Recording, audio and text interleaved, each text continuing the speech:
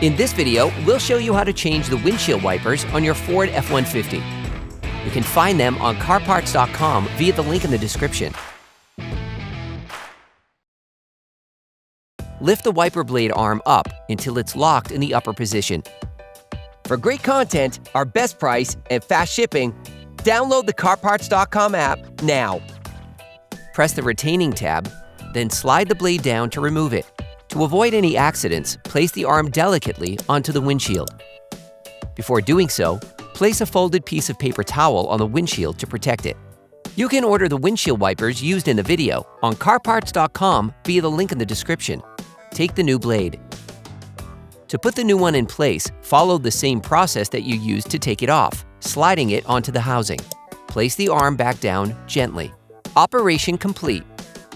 Quality parts, priced right, CarParts.com.